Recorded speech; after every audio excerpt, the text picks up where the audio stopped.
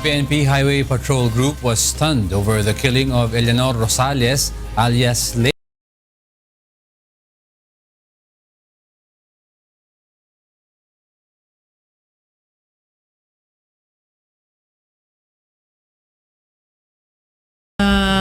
Based dun sa information, galing sila sa DOJ at nagkaroon ng preliminary investigation, ng hearing.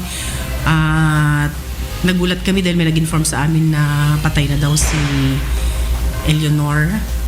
The Philippine National Police Calabar Zone is now identifying the suspects and the possible motive behind the killing of Lea Rosales, one of the accused in the so-called Rentangay scheme. Rosales was shot dead by unidentified men in front of the house of her mother-in-law in Barangay Malusak, Santa Rosa, Laguna yesterday. CCTV footage in the area shows the victim getting out of a black car and walking towards a house when she was shot twice by men on motorcycle. Rosales sustained 2 gunshots in the chest and head. Nakita namin si Eleanor Rosales na nakahiga na at duguan na.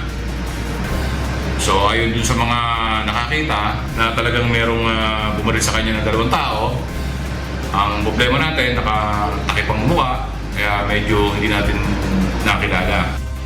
Rosales was facing estafa charges over a car rental scheme, but she was able to post bail. The incident prompted Rosales to file complaints against 6 personnel of the Highway Patrol Group Calabar Zone before the office of the Ombudsman. Aside from Rosales, the HPG also arrested the alleged mastermind of the Ransangla modus, Rafaela Anunciacion alias Ella. She is also facing estafa charges but has been released on bail. The Santa Rosa police is now conducting a follow-up operation on the identities of the suspects and their possible motive for killing Rosales.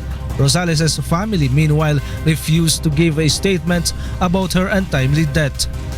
Roderick Mendoza, UNTV News and Rescue, Philippines.